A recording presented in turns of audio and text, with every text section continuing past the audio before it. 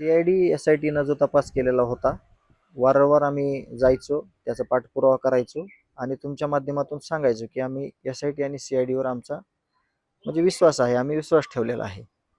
त्याचाच परिणाम ज्या दिवशी चार्जशीट दाखल केलं त्या दिवशी हा एक नंबरचा आरोपी आहे, तोच मुख्य आरोपी आहे असं SIT CIDनं चार्जशीटमध्ये जे दाखल केलं होतं त्याच्यामध्ये प्रामुख्यानं नोट केलेलं होतं.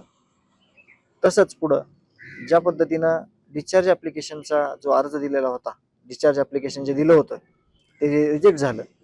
त्यानंतर म्हणजे ते डिस्चार्ज ॲप्लिकेशन रिजेक्ट करण्याच्या अगोदर जे काही निरीक्षणं नोंदवली गेली कोर्टानं ती अशीच होती की जी SIT आणि CIDनं जे तपास केलेला होता, जे आरोपी सिद्ध केला होता त्याच पद्धतीनं कोर्टाने देखील निर्णय दिलेला आहे.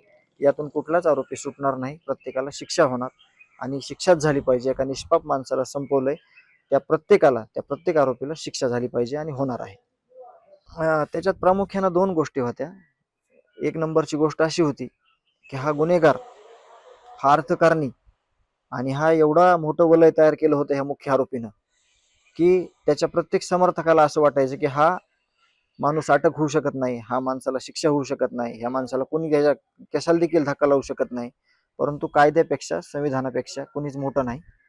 त्याच्यामुळे जे काही त्यांनी पाप केलेलं आहे त्या पापाचं एक परतफेड म्हणून त्यांना त्या आरोपीला सगळ्या अटक झाली आणि शिक्षा देखील होणार आहे. आणि दुसरी एक कारण ह्याच्यात असं होतं की आरोपी बाहेर येणार आहे म्हणल्यानंतर जे काही पीडित लोक आहेत, ज्यांच्यावर अन्याय अत्याचार झालाय, ज्यांनी त्यांचं म्हणजे सहन केलंय, त्या लोकांनी बाहेर न येता घरातच बसलं पाहिजे, अन्यायाला वाचा फोडण्याचं काम त्यांनी करू नये, असा एक त्यांचा दुसरा एक त्यांचा असा गैरसमज होता.